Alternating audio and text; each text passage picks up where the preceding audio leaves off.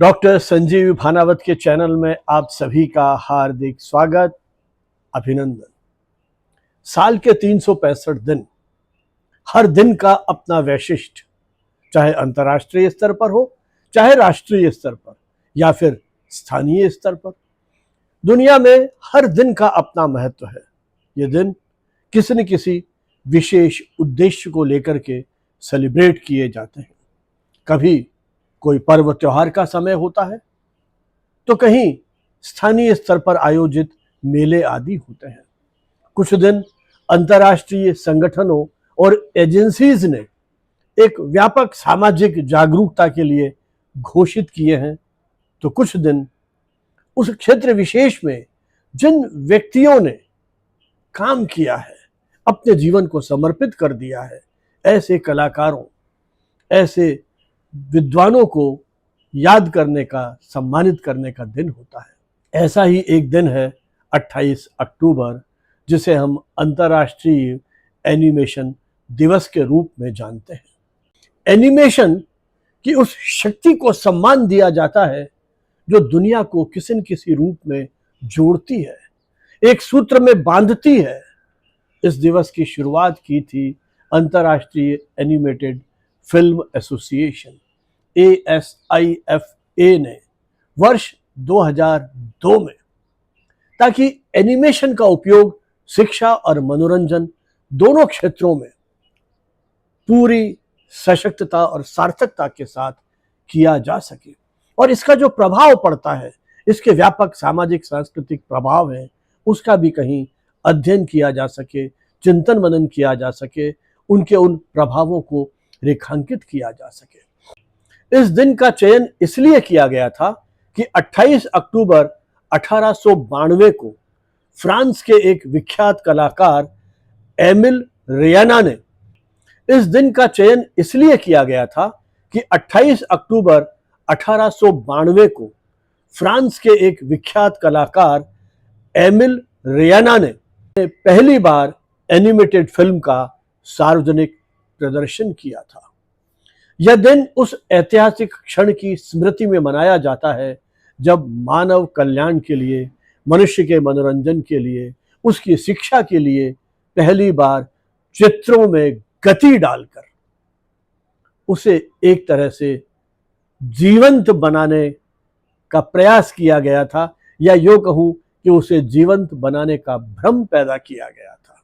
यही तो एनिमेशन का जादू है।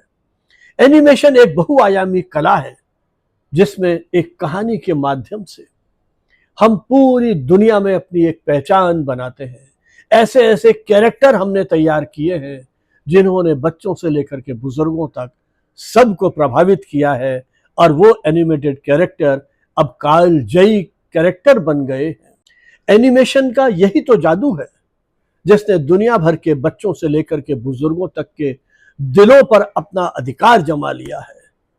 डिज्नी की सुंदर परी कथाओं से लेकर पिक्सार के रोमांचिक साहसिक कारनामों तक और स्टूडियो घिबली की वो प्रेरक कहानियां एनिमेशन की भाषा की सीमाओं को पार करते हुए मनुष्य के अनुभवों की विविधता और उसकी सृजनात्मकता को वो हमारे सामने लेकर के आते हैं। आप पुरानी दुनिया की ओर लौटिए, प्राचीन सभ्यता की ओर लौटिए।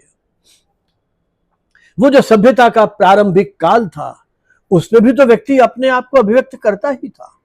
अभिव्यक्ति के तरीके अलग अलग होते थे।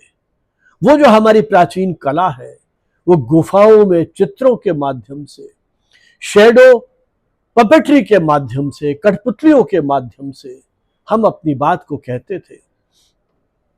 यहीं से एनिमेशन की प्रारंभिक शुरुआत को आप मान सकते हैं। लेकिन अब जिस सदी में हम आ गए हैं, जिस तकनीकी क्रांति के दौर में अब आ गए हैं, वहां एनिमेशन की यह कला अब एक विजुअल इम्पैक्ट के साथ हमारे सामने आ गई है, जिसमें गति है, जिसमें मनोरंजन है, जिसमें अभिव्यक्ति का सशक्त आधार है।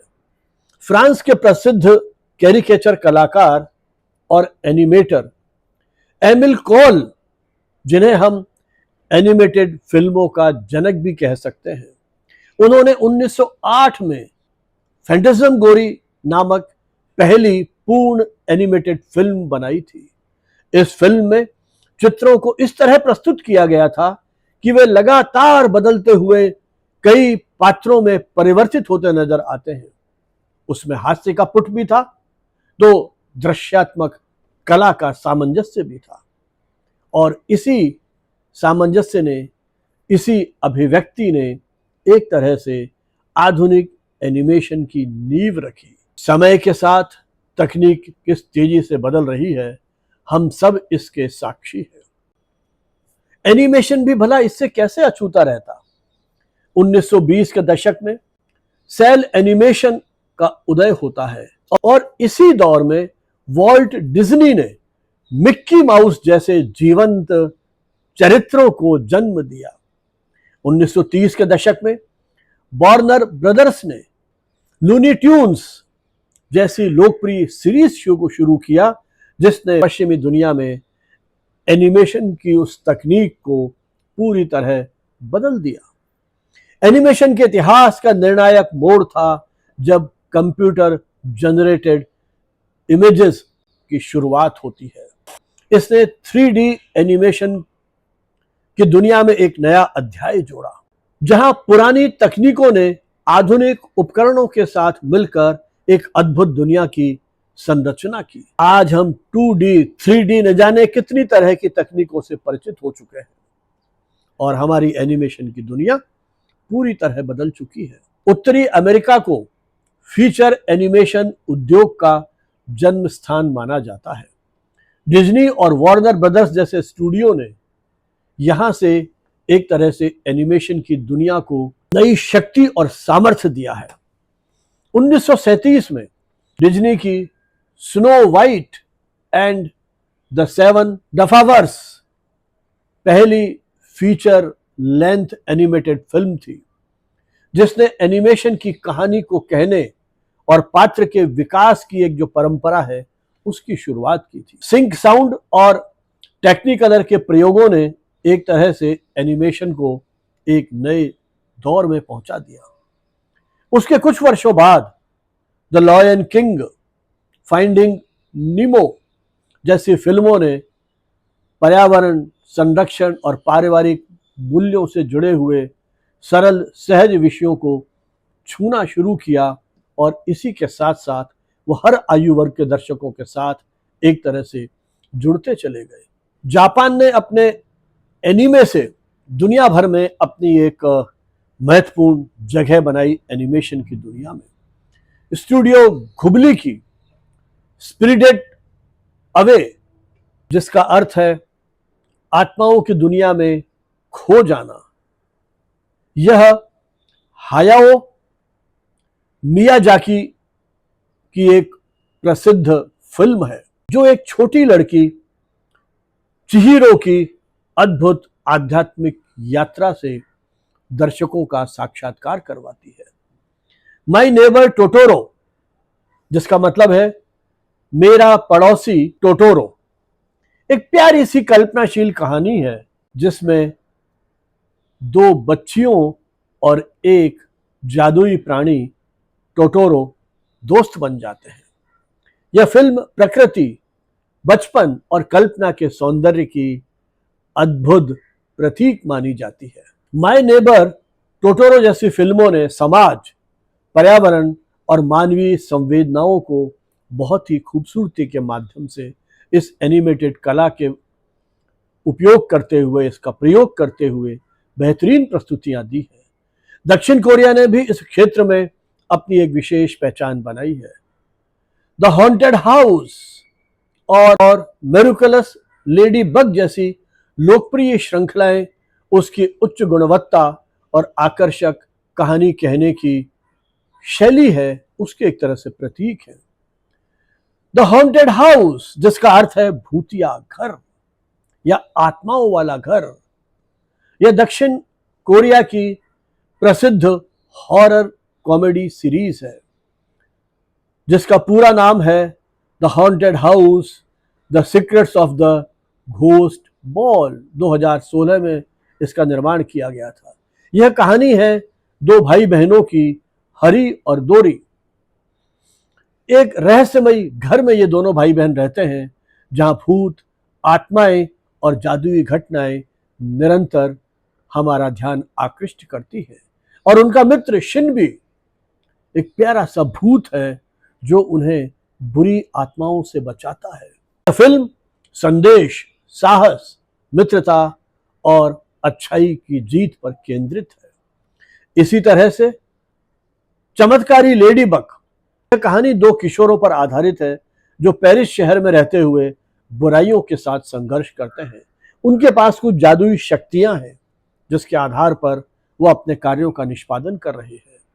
इसमें एक्शन, सुपर हीरो, रोमांस और फैंटेसी, इन सब का अद्भुत प्रयोग किया गया है और इसी के माध्यम से साहस, प्रेम और अच्छाई पर विश्वास जैसे जीवन मूल्यों को उकेरा गया है। यूरोप में फैंटास्मगोरी 1908 जैसी शुरुआती फिल्में दर्शकों के लिए एक चमत्कारिक अनुभव से कम नहीं थे। फैंटास्मगोरी भ्रमित दृश्य, श्रृंखला या कल्पनाओं की जादुई प्रस्तुति के रूप में जानी जाती है। यह शब्द मूल रूप से फ्रेंच भाषा का है जिसका अर्थ होता है भूत, कल्पना और दृश्य भ्रम का संयोजन। बाद में यूरोप के अनेक देशों ने अपनी अनूठी एनिमेटेड शैली को भी विकसित किया। 1990 के दशक में इंग्लैंड ने पिंगू नामक स्टॉप मोशन श्रृंखला की शुरुआत की, जिसने बच्चों की दुनिया में अपनी एक विशेष पहचान बनाई। एक प्यारा सा पेंगुइन जो बिना शब्दों के केवल आवाजों के माध्यम से अपनी बात करता है, एक प्रसिद्ध Swiss British stop motion animated television series है जिसका मुख्य पात्र ये छोटा सा पेंगुइन है जिसका नाम है पिंगू। यह शो बच्चों में बेहद लोकप्रिय हुआ क्योंकि इसकी कोई भाषा ही नहीं थी। पिंगू और उसके परिवार की आवाजें पिंगुइनीज मजेदार बकबक में होती थी और पिंगू एक प्यारा सा नटखट चरित्र था जो अपने परिवार और दोस्तों के साथ साउथ पोल में मस्ती करता था और बड़े रोमांच के साथ अपने जीवन को भी जीता था।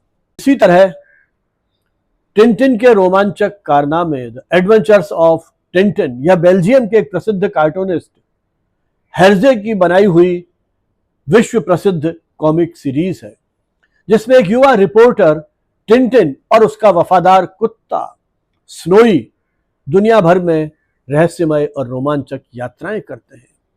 लैटिन अमेरिका में एनिमेशन 1930 के दशक में टीवी के साथ साथ लोकप्रिय होने लगा था। 1980-90 के दशक में अले अबू जैसे रचनाकारों ने सामाजिक संदेश देने वाली फिल्में बनाई। आज डिज्नी पिक्सार की कोको जैसी फिल्मों ने मैक्सिकन संस्कृति और संगीत को एक वैश्विक स्तर पर अपनी एक विशिष्ट पहचान दी है। जहां तक भारत का संदर्भ है, सन 1957 में पहली रंगीन animated film The Banyan Deer बनाई गई थी। बरगद के पेड़ वाला हिरण या बनियन वृक्ष का हिरण। 1957 में बनी भारत की यह पहली रंगीन एनिमेटेड फिल्म भारतीय सूचना फिल्म विभाग, फिल्म्स डिवीजन ऑफ इंडिया ने इसका निर्माण किया था। यह फिल्म बौद्ध जातक कथाओं पर केंद्रित थी, जहां बेनियन डियर या बरगद हिरण बुद्धिमान, दयालु और आत्मत्यागी हिरण होता है जो अपने झुंड और राजा दोनों को करुणा और निस्वार्थ भाव से कार्य करने की प्रेरणा देता है। जहां तक भारतीय संदर्भों की बात है, हम दादा साहब फाल्के, जिन्हें हम आधुनिक भारतीय सिनेमा का जनक कहते हैं, उन्होंने भी एनिमेशन का प्रयोग अपनी फिल्मों में किया था। भारत की प्रारंभिक एनिमेटेड फिल्मों में the war that never ends, cinema कंडप और सुपरमैन मिथ जैसी फिल्में चर्चित रही हैं। The war that never ends, वह युद्ध जो कभी समाप्त नहीं होता। यह फिल्म युद्ध की निरर्थकता और मानवता की स्थायी व्यथा और पीड़ा को दर्शाती है। यह एक ऐसी विचारोत्तेजक एनिमेशन फिल्म थी जिसमें यह प्रदर्शित किया गया था कि भले ही युद्ध खत्म हो जाए, लेकिन उसकी जो मानसिक और सामाजिक पीड़ाएं हैं, व्यथा है, वो कभी मिटती नहीं है। वो जो प्रहार हुआ है वो कभी समाप्त नहीं होता है। आजीवन व्यक्ति उससे कहीं ना कहीं तड़पता है, परेशान होता है, व्यथित होता है। इसी तरह सिनेमा कंडपम, जिसका अर्थ है सिनेमा का गुलदस्ता, फिल्मों का संग्रह, यह एक तमिल एनिमेटेड फिल्म थी जिसे एस थानू ने 1947 में बनाया था। इसमें विभिन्न दृश्य और शैलियां थीं। एक प्रकार यह छोटी सी फिल्म थी, एक शॉर्ट फिल्म थी जो भारतीय एनिमेशन के शुरुआती इतिहास में मील का पत्थर साबित हुई। सुपरमैन्स मिथ, सुपरमैन की कथा या सुपरमैन की गाथा, इस फिल्म का निर्माण जी के गोखले ने 1939 में किया था। यह भारत की शुरुआती एनिमेटेड फिल्मों से एक थी जिसमें पश्चिमी सुपर हीरो की संस्कृति और भारतीय दृष्टिकोण का एक समन्वय स्थापित करने का प्रयास किया गया था। 1990 के दशक में भारत में पहली पूरी लंबाई की animated film the legend of prince Rama, Yugo Sako और राम मोहन ने इसका निर्माण किया था। यह फिल्म भारतीय पौराणिक कथाओं पर केंद्रित थी और एक तरह से हम कह सकते हैं कि इस फिल्म ने भारतीय पौराणिक कथाओं को एक नई दिशा और एक नया मंच प्रदान किया। द लीजेंड ऑफ रामा, राजकुमार राम की गाथा या प्रिंस राम की किंवदंती जैसे इस फिल्म ने भारत और जापान के सांस्कृतिक संबंधों को भी एक नया अर्थ दिया। The legend of prince Rama Bharat की पौराणिक कथाओं को आधुनिक एनिमेशन तकनीक के माध्यम से अंतर्राष्ट्रीय मंच पर पहुंचाने का एक सार्थक प्रयास था। यह वही फिल्म है जिसने आगे चलकर हनुमान और महाभारत जैसे भारतीय एनिमेटेड फिल्मों के निर्माण की भी आधारशिला रखी। Legend of Prince Rana Bharat की आत्मा और जापान की तकनीक का एक अद्भुत संगम था।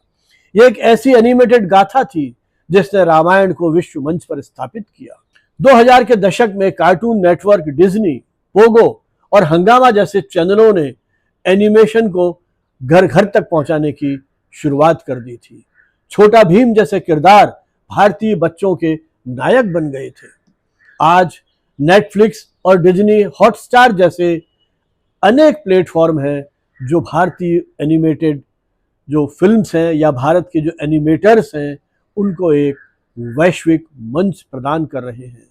तकनीक की प्रगति ने जहां नई कहानियों को एनिमेटेड उद्योग के साथ जोड़ करके एक नए संसार का सृजित किया है, वहीं इस विधा को लोकप्रिय बनाने में भी अपनी महती भूमिका का निर्वहन किया है। एनिमेशन केवल मनोरंजन का माध्यम नहीं है, यह तो संस्कृति के साथ एक संवाद है, यह तो एक यात्रा है, यह एक ऐसा पुल है जो कल्पना शक्ति और तकनीक को कहीं आपस में जोड़ता है। यह एक ऐसी विधा है जिसने उन कहानियों को जीवंत कर दिया है। प्रतिवर्ष 28 अक्टूबर को मनाया जाने वाला यह अंतर्राष्ट्रीय एनिमेशन दिवस इस बात की याद दिलाता है कि कल्पना, रचनात्मकता और संवेदना मिलकर के दुनिया को कितना खूबसूरत बना सकते हैं, कितना सुंदर बना सकते हैं। एनिमेशन केवल चित्रों की गति नहीं है, बल्कि जीवन की गति का एक मनमोहक उत्सव है। साधारण रेखा चित्रों से लेकर आधुनिक तकनीक की यह यात्रा मानवीय प्रयोगधर्मिता, सृजनशीलता का एक सुंदर अनुपम उदाहरण है। यह एनिमेशन समाज, संस्कृति, परंपरा और मूल्यों का एक दर्पण भी है। हर एनिमेटर अपने अनुभवों के माध्यम से, हर एनिमेटर अपने विश्वास के आधार पर, हर एनिमेटर अपनी सांस्कृतिक पृष्ठभूमि से प्रेरित होकर अपने पात्रों और कहानियों की एक तरह से रचना करता है, उन्हें तैयार करता है, उन्हें जीवंत करता है। और उसमें अपनी रचना धर्मिता का समावेश कर ऐसे अद्वितीय चरित्र जोड़ देता है जो एक तरह से शाश्वत मूल्यों के प्रतीक बन जाते हैं। इस बात में कोई दो राय नहीं है कि एनिमेशन की दुनिया में हॉलीवुड का दबदबा बरसों तक बना रहा। वॉल्ट डिज्नी वार्नर ब्रदर्स और एमजीएम जैसे अमेरिकन स्टूडियो ने 20वीं सदी की शुरुआत में ही एनिमेशन की एक कला को एक नया रूप, नई दिशा दे दी थी। वार्नर ब्रदर्स की लोनली टाइम्स जैसी रचनाओं ने वैश्विक पॉप संस्कृति को बढ़ावा दिया था। हालांकि पश्चिमी प्रभुत्व से एक चुनौती और उभर करके आई। विविध संस्कृतियों और स्थानीय जो कथाएं थीं, धीरे धीरे वो उपेक्षित होने लगी। आलोचकों का यह मानना है कि पश्चिम केंद्रित दृष्टिकोण ने अन्य देशों की कहानियों और कलाओं की शैलियां जो थी उनको कहीं सीमित कर दिया। लेकिन पिछले कुछ दशकों में जिस तरह से गैर पश्चिमी देशों ने एनिमेशन की दुनिया में प्रवेश किया है, इन्होंने इस दुनिया को पूरी तरह से बदल दिया है। अब एशियाई देशों ने भी हॉलीवुड के वर्चस्व को चुनौती देना शुरू किया है। जैसा मैंने कहा था, जापानी एनिमे इसका सबसे बड़ा उदाहरण है। अपनी अनूठी कला, कहानी कहने की विशिष्ट शैली और सांस्कृतिक प्रतीकों के माध्यम से जापानी एनिमे ने दुनिया भर के दर्शकों को अपनी ओर आकृष्ट किया है। जापान के शिंतो धर्म की लोक कथाएं और इतिहास से प्रेरित होकर एनिमे विश्व में एक विशिष्ट रूप से भावनात्मक और दार्शनिक दृष्टि से एनिमेशन की इस कला में अपनी एक विशेष पहचान बनाए हुए है। एनिमे जापान की वह लोकप्रिय दृश्य कला है जिसने कहानियों को विशेष एनिमेशन शैली के माध्यम से प्रस्तुत किया है। एनिमे शब्द अंग्रेजी के एनिमेशन से ही तो निकला है। इसी तरह से स्टूडियो घिबली जापान का एक दुनिया भर में चर्चित एनिमेशन स्टूडियो है। इस स्टूडियो ने एनिमेशन को सिर्फ बच्चों के मनोरंजन तक सीमित नहीं किया, बल्कि कला, दर्शन और संवेदना का एक ऐसा माध्यम बना दिया है जिससे हर आयु वर्ग के लोग जुड़ने लगे हैं। 2000 के बाद पोकेमॉन, वन पीस, नारुतो जैसे शोज ने जापान की इस एनिमे कला को वैश्विक पहचान दिलाई। पोकेमॉन, जिसकी शुरुआत 1997 में होती है, यह पोकेमॉन रोमांच, दोस्ती, प्रतिस्पर्धा और कल्पना का पर्याय बन गया। पोकेमॉन एक तरह से एक नई सांस्कृतिक घटना के रूप में हम देख सकते हैं, जिसने अपने उन एनिमेटेड फिल्म्स के माध्यम से बच्चों की दुनिया में विशेष पहचान बनाई। इसी तरह से वन पीस एक ऐसे युवा समुद्री डाकू की कहानी है जो वन पीस नामक एक रहस्यमय खजाना खोजने के लिए समुद्र की यात्रा पर निकलता है। और इसी यात्रा के उन विविध प्रसंगों के माध्यम से वन पीस एक संदेश देता है दोस्ती और निष्ठा की शक्ति का। इसी तरह नारुतो, जिसकी शुरुआत 2002 में हुई थी, एक्शन, प्रेरणा, आत्मविकास पर केंद्रित एक सीरीज है। यह कहानी है एक अनाथ नारुतो उजुमाकी की, जिसके भीतर एक शक्तिशाली 9 पूंछ वाला दानव बंद है। 9 पूंछ वाला दानव लोमड़ी बंद है जो हर समाज के द्वारा अस्वीकार कर दिया जाता है, लेकिन इसका सपना है होकागे बनना, यानी अपने गांव का सबसे महान निंजा बनना। यह संदेश देती है, यह एनिमेटेड फिल्म संदेश देती है मेहनत, आत्मविश्वास और कभी हार न मानने की भावना का। जीवन की वास्तविक जीत दूसरों को स्वीकारने में और खुद को समझने में है। इसके बहुत सारे ऐसे पात्र हैं जो अपने समय के दौर में लोकप्रिय होते चले गए। तो जापानी एनिमे एक अंतर्राष्ट्रीय सांस्कृतिक शक्ति के रूप में उसने दुनिया को प्रभावित किया है। एनिमेशन एक प्रकार से कल्चरल एम्बेसडर है, सांस्कृतिक दूत है, जिसने भाषा और भूगोल की सीमाओं को तोड़ते हुए ऐसी कहानियां हमारे साथ साझा की हैं जो एक तरह से वैश्विक मूल्य के रूप में समादृत हुई है। आज जितने डिजिटल प्लेटफॉर्म हैं वे सब कहीं न कहीं इस एनिमेशन संस्कृति से प्रभावित हैं। आज हम एक नई दुनिया में पहुंच रहे हैं जहां वर्चुअल रियलिटी और ऑगमेंटेड रियलिटी जैसी तकनीक हमारे पास आ गई है जो हमें और अधिक इंटरैक्टिव और अनुभवात्मक बना रही है। वहाँ इस एनिमेशन तकनीक के जुड़ने से एक बिल्कुल नई दुनिया का हम सृजन करने जा रहे हैं। एनिमेशन का भविष्य विविधता का होगा, एनिमेशन का भविष्य सहभागिता का होगा और यही मूल्य, यही अवधारणाएं, यही परंपराएं तकनीक के माध्यम से नए रूप में परिभाषित होंगी। एनिमेशन अब एक मात्र मनोरंजन का माध्यम नहीं रहा है, बल्कि ये तो एक ऐसी वैश्विक भाषा बन चुका है जो विविध समाजों को एक दूसरे से जोड़ने का काम करेगा। एनिमेशन ने विश्व संस्कृति पर गहरा प्रभाव डाला है, जो केवल मनोरंजन नहीं बल्कि संवाद, पहचान, सहानुभूति और समावेशिता का माध्यम है। एनिमेशन तो वह एक कैनवास है जहां पूरी दुनिया अपने ढंग से उसमें रंग भरने का प्रयास करती है। अंतर्राष्ट्रीय एनिमेशन दिवस सृजन, कल्पना और संस्कृति का उत्सव ही तो है और इसीलिए प्रतिवर्ष 28 अक्टूबर को हम यह दिवस मनाते हैं। मिक्की माउस और स्नो वाइट जैसी रचनाओं को आप भूले नहीं होंगे।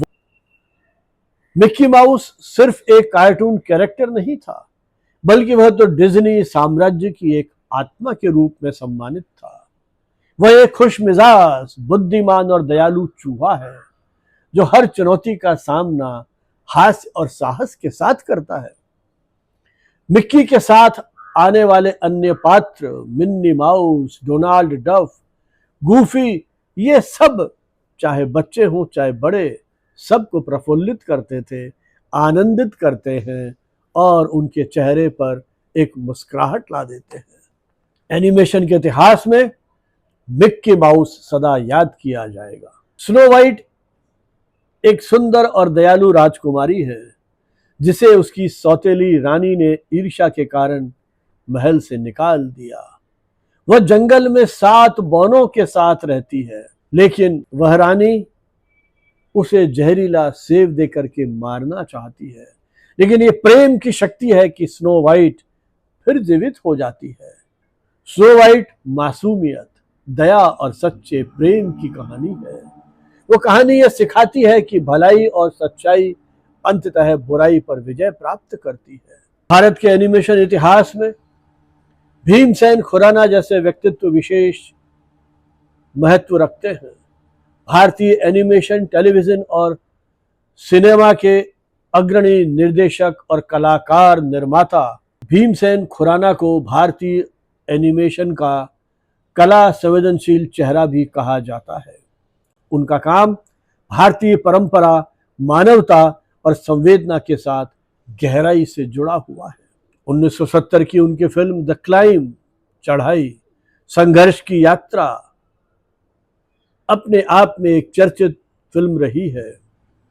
द क्लाइंब एक छोटी सी एनिमेटेड फिल्म थी जो मनुष्य के जीवन, संघर्षों और उसकी महत्वाकांक्षाओं पर केंद्रित थी। कहानी में एक व्यक्ति पहाड़ की ऊंचाई चढ़ने की कोशिश करता है। हर कदम पर उसे कठिनाइयों का सामना करना पड़ता है, प्रलोभन मिलते हैं, निराशाएं मिलती है, वह गिरता है फिर उठता है और धीरे धीरे पहाड़ चढ़ता हुआ शीर्ष की ओर बढ़ता जाता है। लेकिन जब वह शिखर पर पहुंचता है तो उसे एहसास होता है कि चढ़ाई से ज्यादा महत्व तो वह है जो यात्रा वो पार करके आया है। बिना संवाद की इस एनिमेटेड फिल्म में संगीत और प्रतीकों के माध्यम का जिस तरह से उपयोग किया गया है वह अपने आप में अद्भुत है। यह मानव के संघर्ष, धैर्य और आत्म खोज की कहानी है। दृश्य शैली साधारण रेखा चित्रों पर केंद्रित है, लेकिन संदेश बहुत महत्वपूर्ण और एक सीमा तक दार्शनिक भी है। द क्लाइम को फिल्म्स डिवीजन के सबसे प्रभावशाली एनिमेटेड फिल्म्स के रूप में पुरस्कार भी दिया गया। राष्ट्रीय फिल्म पुरस्कार से भी उन्हें सम्मानित किया गया। यह फिल्म अनेक अंतर्राष्ट्रीय फिल्म समारोह में भी दिखाई गई और पुरस्कृत हुई। मुख्य संदेश यही है कि जीवन की असली जीत शिखर पर पहुंचने की नहीं, हर बार गिर करके उठ खड़े होने की है यात्रा है। भीमसेन खुराना ने कई ऐसी फिल्में बनाई। इसी तरह से आप याद कीजिए the adventures of Tenaliram, Vikram Betal और बाल हनुमान, ये सारी भारतीय एनिमेशन की सांस्कृतिक धरोहरें हैं। तेनालीराम की लोक कथाओं पर आधारित यह एनिमेशन सीरीज है। तेनालीराम विजयनगर साम्राज्य के दरबारी कवि, बुद्धिमान सलाहकार और हास्य प्रिय व्यक्ति थे। उन्हीं के जीवन पर आधारित यह पूरी की पूरी सीरीज है। ये कहानी बुद्धिमत्ता, विनम्रता और व्यंग, इन सब का समावेश हमको इसमें मिलता है। इसका मुख्य संदेश ही यही है कि बुद्धि और विनोद से हर समस्या का समाधान हो सकता है। न्याय, चातुर्य और विवेक, यही तो जीवन के असली हथियार हैं। विक्रम और बेताल, ये तो हमारी संस्कृति के वो ऐतिहासिक चरित्र हैं जिन्हें एनिमेशन के द्वारा भी बहुत खूबसूरती के साथ व्यक्त किया गया है, जो इस बात का संदेश देता है कि हर निर्णय के पीछे नैतिकता और न्याय का विचार होना चाहिए। कहानी कहने की यह शैली तर्क, दर्शन और आत्म मंथन का माध्यम बनती है। तो इस प्रकार से भारतीय लोक कथाओं पर आधारित ये एनिमेशन फिल्म्स, एनिमेटेड फिल्म्स रहस्य, दर्शन और नैतिक शिक्षा पर केंद्रित हमारे देश में रही हैं और इस आधार पर उन्होंने अपनी एक विशिष्ट पहचान बनाई है।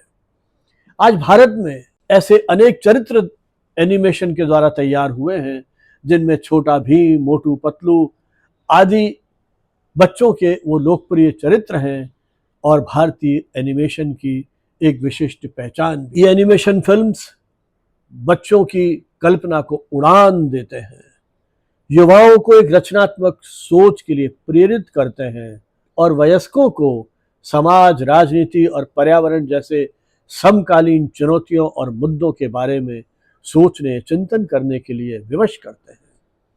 एनिमेशन ने कई सामाजिक अभियानों को भी एक स्वर दिया है, चाहे स्वच्छ भारत अभियान की बात हो, चाहे कोविड-19 की जागरूकता की बात हो या महिला सशक्तिकरण की बात हो।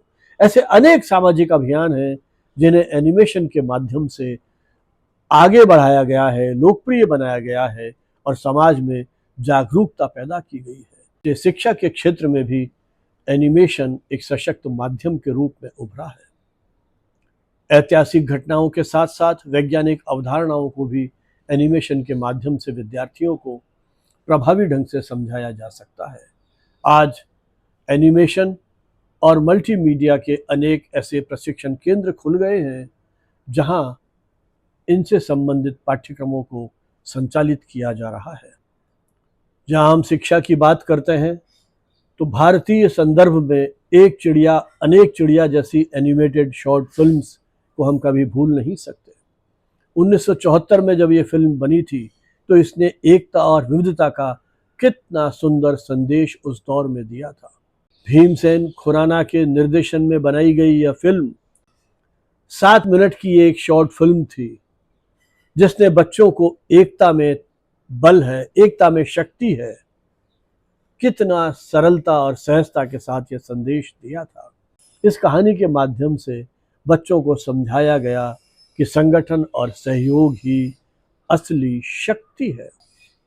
एक चिड़िया अनेक चिड़िया ये केवल एक एनिमेटेड फिल्म नहीं है, बल्कि भारत के शिक्षा और बाल संस्कार का एक ऐसा प्रतीक है जो सदियों तक याद रहेगा।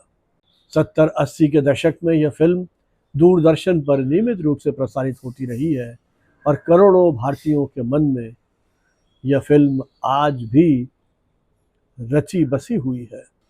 तो आइए हम सभी सेलिब्रेट करते हैं इस अंतर्राष्ट्रीय एनिमेशन दिवस को, उन कलाकारों को जिन्होंने इस कला को जीवंत बनाया, लोकप्रिय बनाया और हमारे उस सांस्कृतिक वैविध्य से हमें परिचित कराया, उन्हें हम याद करते हैं। उनके प्रति हमारा नमन, इस उम्मीद में कि हम सब इस कला के माध्यम से एक स्वस्थ मनोरंजन तो प्राप्त करेंगे ही, बल्कि शिक्षा और संवेदना के क्षेत्र में भी ये फिल्में हमारा मार्गदर्शन करेंगी। इन्हीं शब्दों के साथ, इन्हीं भावनाओं के साथ आप सभी को बहुत बहुत शुभकामनाएं, बधाई। जय हिंद, जय भारत।